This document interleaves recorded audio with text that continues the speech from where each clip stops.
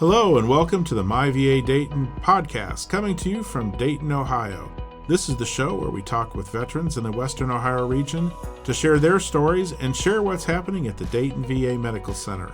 I'm Scott Leese, your host, with co-host Greg Tucker. And we have with us today a veteran from the Springfield area, Randy Ark. Welcome, Randy.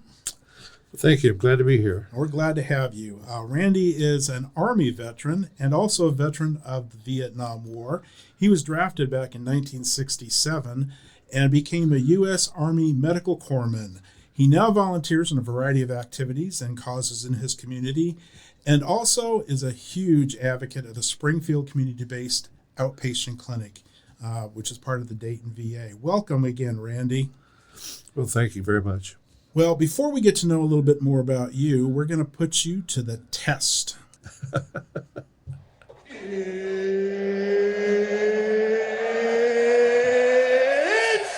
time! That's right. It's time to play Don't Tell Me I Think I Know That. This is the game where we put our guests to the test of their knowledge of military trivia, a game where our listeners can play along to see if their minds are mired in mounds of military minutia like ours are. Are you ready to take that challenge, Randy? I'm ready. Okay, here's your first question. What was the nickname of the infamous Hoi Lo prison? Would it be A, Sing Sing, B, Alcatraz, C, Hanoi Hilton, or D, Paris Hilton? Hanoi Hilton. That's correct.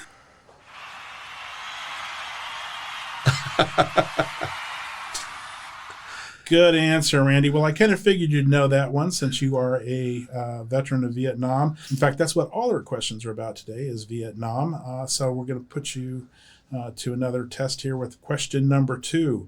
In the early 1970s, the fighting spilled over into which two neighboring countries?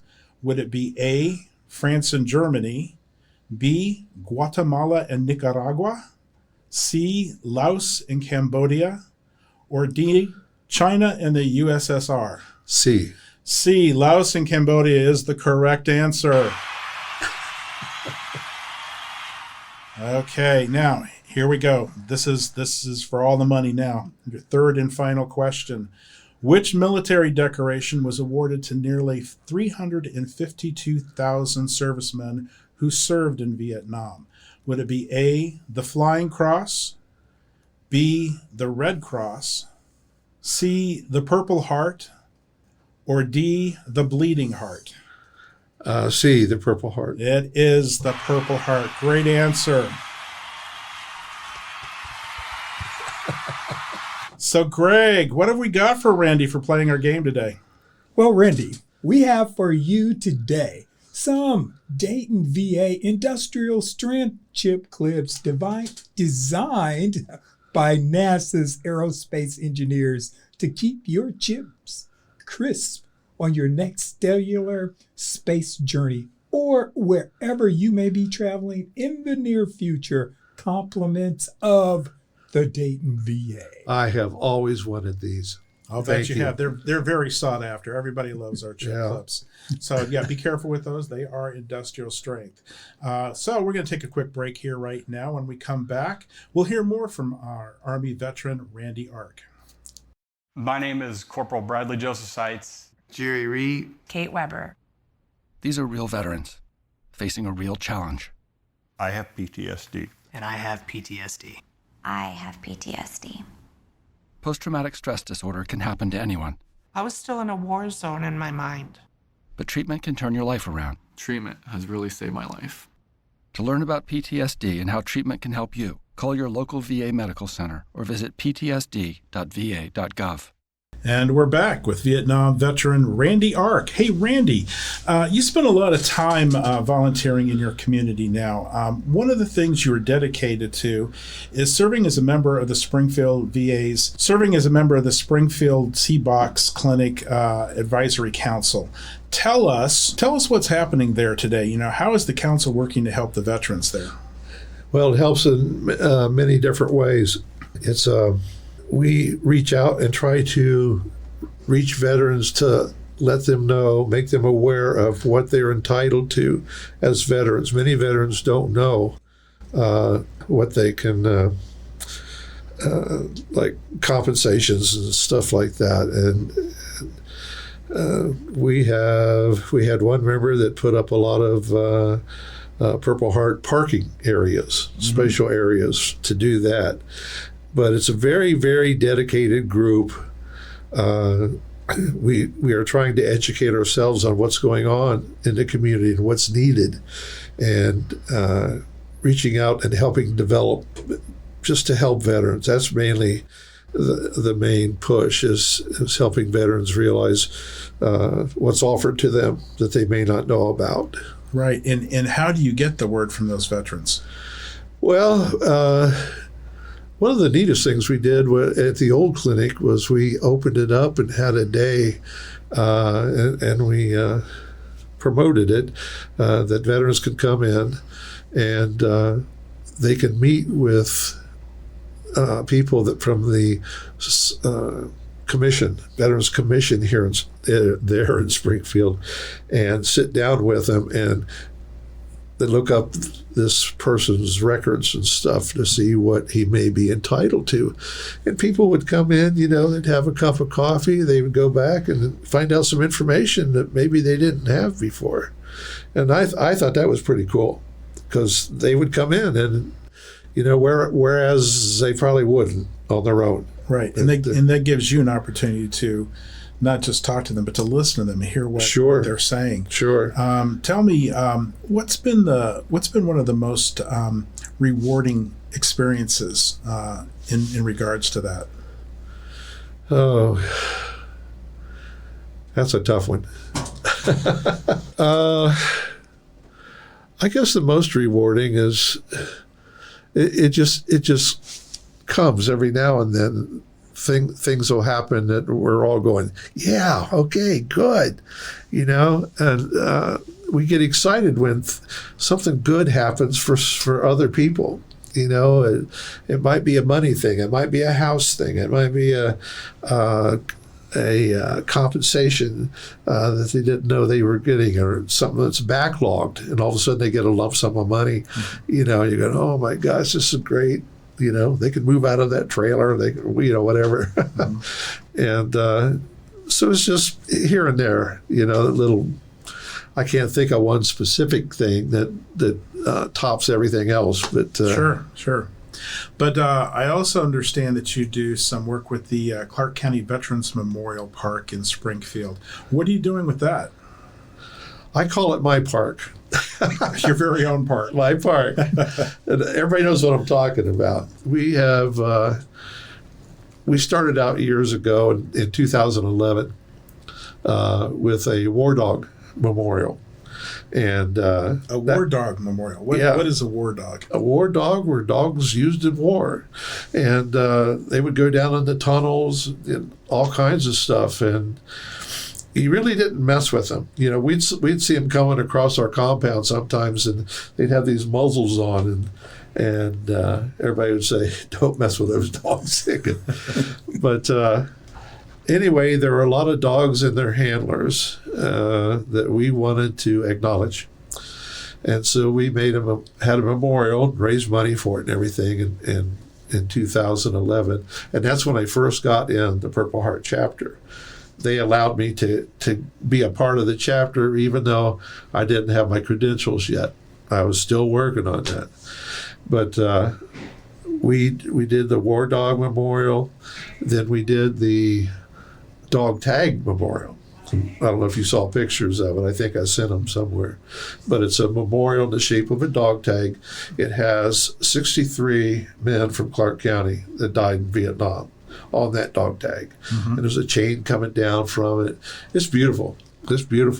And that was really a closure for a lot of people. Sure, absolutely. It had a good crowd. We had a local motorcycle club come because I'd spoken with them 2 or 3 times to get some money and all that. And they liked me. I think they did. Yeah. How long did that take you? Oh, golly. Dave Bauer and I started off with the idea, and then he became state commander, Purple Heart commander. So I was kind of left on my own to raise money and stuff like that. And but it probably took a couple years at least, I had to go a lot of places and tell them what I wanted to do. And Well, from what I know, and I've seen you in action, that you're a pretty dogged and a stick-to-it person. So you get your sights set on something, I do. you definitely follow through. Now, there's something else that you worked on also, and that's going to be the Grinning High School Memorial Area. That's a project I took on recently within the last year to create. I create memorials on my computer, and I wanted to acknowledge the 4 students from Greenon High School and that died in Vietnam. And so I created a memorial with their names on it and the date that they were in high school and the date that they had died. Now, one of those guys died on my birthday in 1969. I didn't know about it till later on because I was there then. And I thought that was kind of unique. And I know his brother very well. His name was Billy Bloomfield, and his brother was Tommy. And Tommy's also a veteran. But when I proposed this, I said I want to put this memorial, maybe at the new high school or wherever.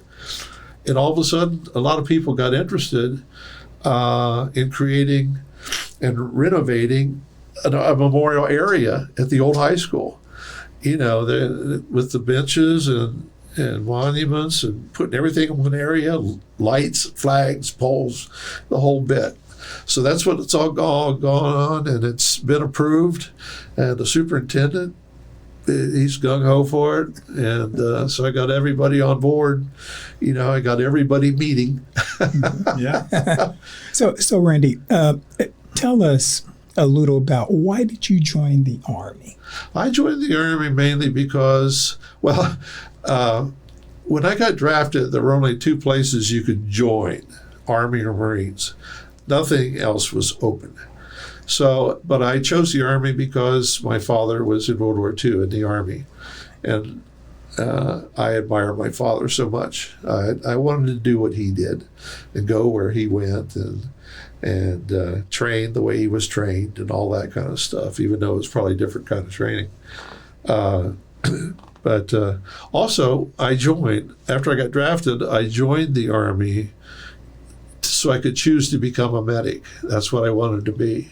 Okay. And I was surprised nobody tried to talk me out of it. Medics didn't last very long. Was it medics and lieutenants and radio men or something like that? Yeah. But I always felt well protected, and but that's the main reason I joined the Army. So my dad was the main reason. Okay. Yeah, and he inspired you? I don't know that he inspired me. He inspired me as a father, not as a soldier. But my dad was a good dad. He was a very honest person, and he set an example for all those kids. There were 6 of us, so he set a great example, work ethic, and all that kind of stuff. Well, tell us a little bit about your experience in Vietnam. We know that you were a corpsman. Tell us what it was like to be a combat medic in Vietnam. When I first got to Vietnam, I was in a medical battalion, and it wasn't combat per se, but because we were all medics, but we would go out on these what they call med caps. And we'd go out to these villages and stuff, and kids and adults and everybody would come around, and we'd treat them, And I always felt sorry for those little kids. Their whole life, that's all they knew was war. And I can't imagine being that environment, growing up. But we went out with infantry, and they secured an area for us, and we opened up a little clinic for the villages. And as time went on, we kept thinking, well, they're going to start picking us out to go to the field, to be on front lines. And sooner or later, that's what happened. And the first unit I went with, these guys were not, their heart was not in being a medic, that's for sure. And I didn't like it. And this captain came around one time, and he says, if you don't like it here, I can get you out of here tomorrow. And I said, good, do it. And he did. I ended up on the perimeter of Like A, the only medic with the 8th and 6th Artillery. It wasn't long after that they put me in a maintenance bunker with mechanics and stuff. They weren't taking the attack very seriously, and I was new there. It was my first rocket and mortar attack. Anyway, I let it be known that I wanted to be somewhere else in another bunker. They put me in a communications bunker. There were a couple of guys there that I became very, very good friends with. And it wasn't long after that we got hit really hard one night, about 2-something in the morning. And that was my first experience of running from bunker to bunker while mortars and rockets were coming down. I didn't know where I was going, and there was this buck sergeant was leading me the way. I really liked him because he looked like, was it Wally Cleaver? No. Oh, Leave It to Beaver. He did. Yeah. Anyway, he says, come on, Doc, we got to go. We got wounded in bunker number 1. And so I just followed him. So there was a bright flash along the way that kind of blinded me, and his hand grabbed my shirt and says, this way, Doc.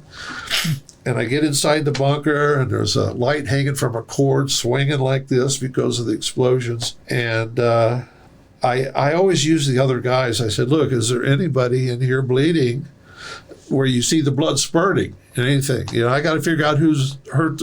I call that triage. Triage, yeah. You got to figure out who's hurt the worst. Right.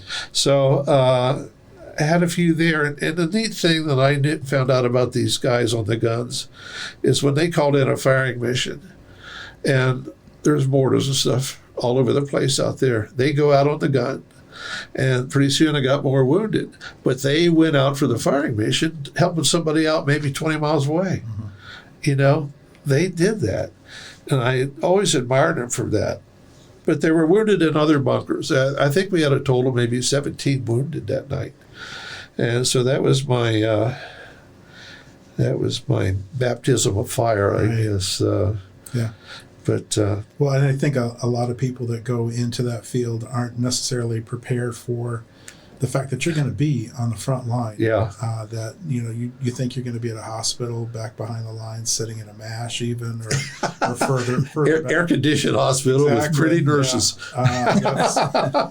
That's not always the case. No. In fact, quite the opposite usually. And I've learned that you were recently awarded the Purple Heart. Mostly due to the help and diligence of local congressmen that helped you get that. Yeah, Warren Davis. Many years of waiting. What happened to you to earn that Purple Heart? Well, why did it take so long to receive it? Well, when I was wounded that night that I just talked about, and I didn't know it till the next morning when I saw burn holes in my fatigues, and I took my shirt off, and it looked like somebody had been sticking pins in me. So I go to the base camp hospital, and the doctor said, look, if you're not in pain, you would be in pain if I took all those out. They will work themselves out eventually. And I said, that's okay. And he never wrote anything down anywhere about that I was hurt or got wounded or was worked on. Physician, heal thyself, huh? Yeah.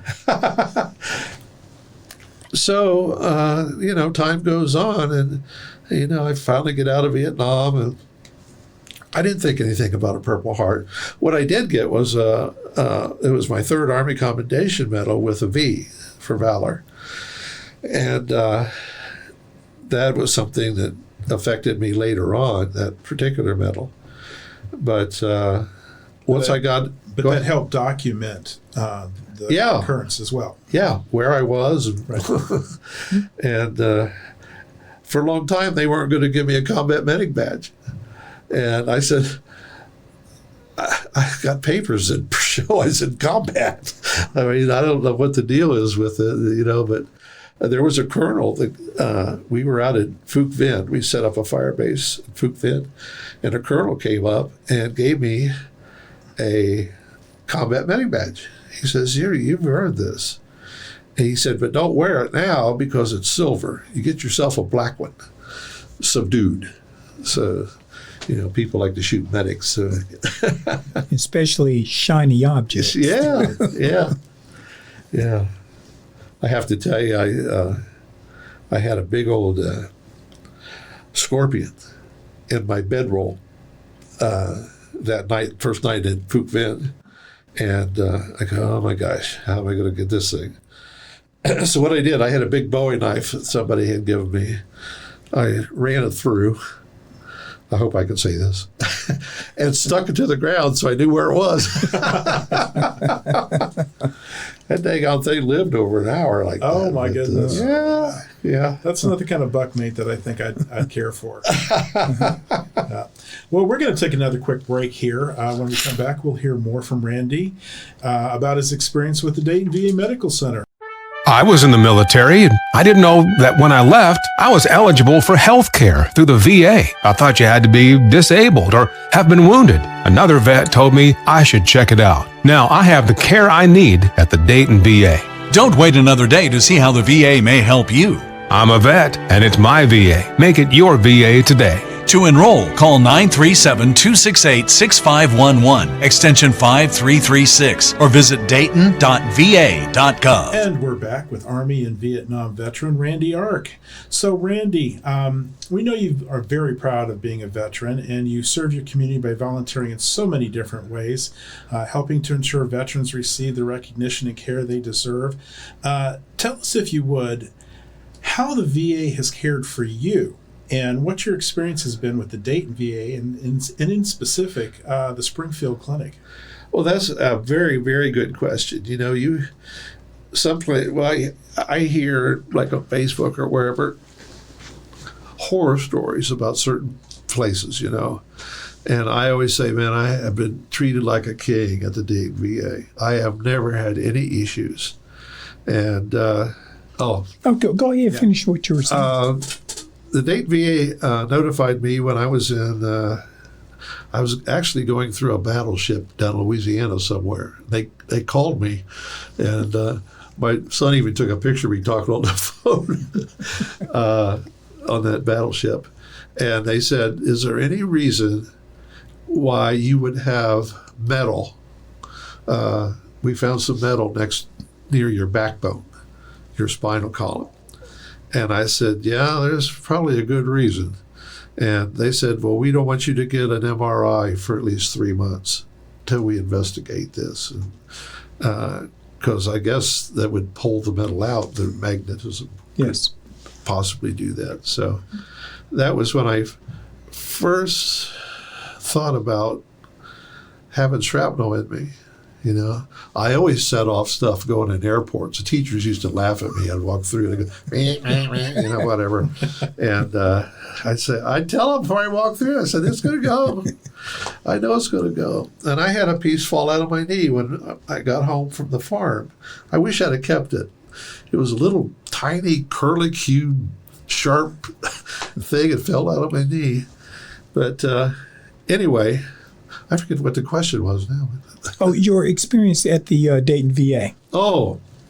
They have been very conscientious. They've been very, very helpful. And I have met lots of nice people here that took care of me. You could kind of joke with them, and it's nothing but a good experience. And the same with the Springfield Clinic. We before the new clinic was built, the director there, Mike Gruber, he would bring in the word escapes me. The layout, the plan, blueprint. And we would look at where the bathrooms were. Our shareholder committee would sit there and view that and say, how about this? How about that? And Mike would explain what's being done and what was on the horizon. And it was nice being a part of that. And great people that worked there.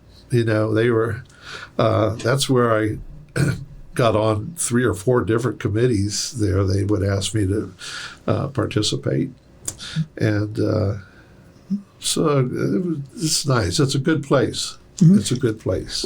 Randy, how did you become aware of the Dayton VA? I became aware of, I first became aware of the clinic. When it was on Burnett Road, I was teaching at South Vienna Middle School. And the lady, I had an assistant, and her husband was, he was a county commissioner at the time, in a wheelchair. He was wounded in Vietnam and paralyzed, and she asked me if I knew about the clinic because I got diabetes. I guess that's how you say it. And she said, you ought to go to the clinic and check it out because you probably got affected by Agent Orange. That's the first time I'd heard about Agent Orange. Okay. And so I got associated with the clinic. Do you know Earl Morris? Can't say that. He started Honor Flight. He and Jeff Miller started Honor Flight. And he was my PA physician. And boy, he took good care of me, and he would recommend going and talking to this person, especially when he found out I was a medic. You should go to the Dayton VA and talk to, I guess she was a psychologist, and I'd say, why, is there something wrong with me? And he said, no, it's just that, you were a medic.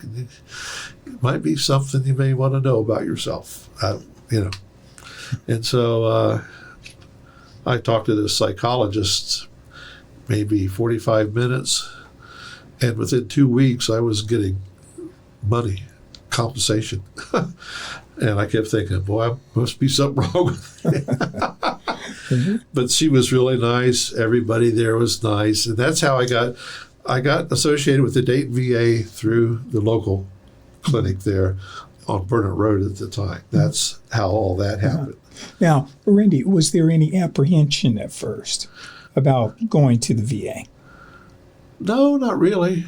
Okay, that's. I was just, like a lot of Vietnam veterans, we didn't talk.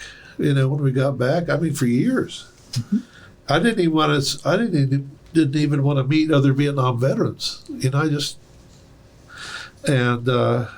But once I got going with it, it hit me like I want to do something for veterans. I made it out. I want to help other veterans. I want to welcome the new veterans home. I want to build memorials to their honor so people don't forget. That's a big thing for me to do that. That's why I did the Green in High School one. I don't want people to forget. Well, and that's a common thread amongst Vietnam veterans, the whole fact that they were not welcome home right away, that there was a lot of political unrest at the time. Things are quite different. But at the same time, another message that you had talked about was the fact that there are a lot of people who don't seek out the help that they need. Right. Especially those that might be suffering from what we now define as PTSD. Right. And now we've got another whole generation of those veterans coming back from Afghanistan and Iraq. What would you tell other veterans, from Vietnam era to today? What would you encourage them to do if they feel any anxiety whatsoever? Well, the first thing I would encourage them to do, and it's not easy for a lot of them to do that, is to find out your local Veterans Commission. That'd be the first place you would go. And you can ask some questions there and get referred to other places. But also, I'm working with a young man now who served like a year and a half in Iraq and Afghanistan. And, he is having a kind of a rough time with it, and it's you collect data for them. Look, if you're having trouble with your teeth, we got transportation, there's things out there available. And I said, here's the number. I send them everything they need to get themselves up again. And I also talked to them about, look, you're not alone, and it's easier to talk to them when they know you're a combat veteran, and you're not just blowing smoke, from something you read in a book, and that makes all the difference in the world. When Sure. somebody says, Sure. "Oh, my dad or my uncle" or something like that, and they won't talk about it, and I said, I bet they'd talk to me. I bet they would, and I feel confident in that. Because I know a lot about World War II history, Korean War. I dig into that stuff, and I kind of, get off on it. But I like talking to veterans. I feel comfortable being around veterans.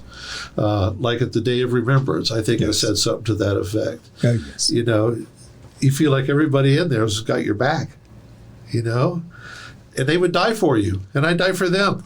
And even if I didn't know, that's just the camaraderie you have with other veterans. It's like an unspoken bond that you have. Absolutely. Yeah. Absolutely. Well, I want to encourage our listeners that if they have any concerns or need somebody to talk to, that the Dayton VA is there for them, but not just the Dayton VA main hospital or campus. We also have 4 community-based outpatient clinics, one in Richmond, one in Springfield, one in Lima, and one in Middletown that you can also go to, where there are people just like Randy was talking about that understand your needs, your concerns, and are there to help. All you need to do is reach out to them and visit our website, www.dayton.va.gov, and you can find contact information for all 5 sites here in the Dayton area.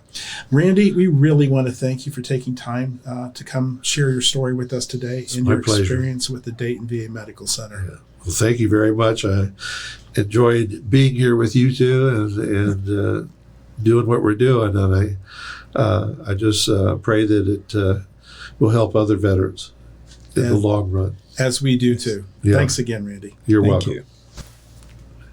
Greg, not too long ago, I went to see my primary care physician about some shoulder pain I was suffering from. Yeah, Scott, tell me more.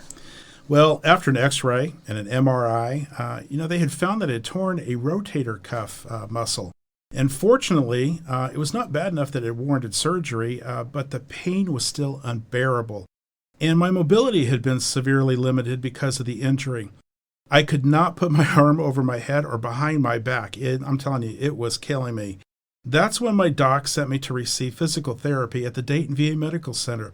I thought, this is going to do me any good? How? I've torn a muscle. How is exercising an injury going to make me feel better? Well, the therapist at the Dayton VA put me to work with stretching and strengthening exercises to put me back on the road to recovery. I didn't know that physical therapy, of all things, could actually help movement restorement and help with the function if you are disabled or injured in a disease. If you're living with or recovering from an injury, illness, or chronic condition that limits your mobility and independence, The Dayton VA can help. Their physical, occupational, and movement therapists combine therapeutic exercise, consulting, education, and training to help you improve your health and quality of life. Services at the Dayton VA include pain relief and joint mobilization, movement and exercise therapies to improve your strength, endurance, balance, and coordination, mobility assessment and training with wheelchairs, scooters, and walking devices, life skill training and activities to help you maintain the highest level of independence and functionality, aquatic therapy to manage chronic pain, and evaluation and treatment for a wide range of medical, orthopedic, psychological, and neurological conditions. These services are available at the Dayton VA Medical Center campus, as well as the Middletown and Springfield C-Box.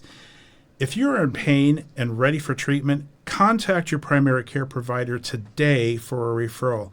You won't be sorry you did. We want to say thanks again to our special guests for taking time today to share their story. We truly enjoy hearing stories from veterans from across the region and learning more about how they found care through the Dayton VA Medical Center. And as always, we want to thank our listeners for joining us and remind them, if they are a veteran and are not enrolled, to enroll with the Veterans Health Administration to receive health care benefits through the Dayton VA Medical Center. It's easy and it doesn't cost a thing. You just need to be a veteran. The simplest way to start enrollment is to call our Enrollment and Eligibility Office at 937-268-6511, extension 4105. They can schedule an appointment for you to come to the Dayton campus or help make an appointment at one of the surrounding community-based outpatient clinics located at Springfield, Richmond, Lima, and Middletown. Again, that number is 937-268-6511, extension 4105. Veterans may also enroll by visiting www.choose.va.gov/health. While there, you can choose from applying online or by phone or by mail. It's just that simple, really. As I said before, it doesn't cost a thing to apply. So what are you waiting for? Call us today. Or, if you know of a veteran who is not enrolled, have them call to start taking advantage of this benefit. If you're a veteran, it's your VA. Sign up today. Join us again for another episode of MyVA Dayton with the Dayton VA Medical Center. Our episodes drop the 1st and 15th of each month. I'm Scott Leese with your co-host Greg Tucker. Thanks again for listening to MyVA Dayton.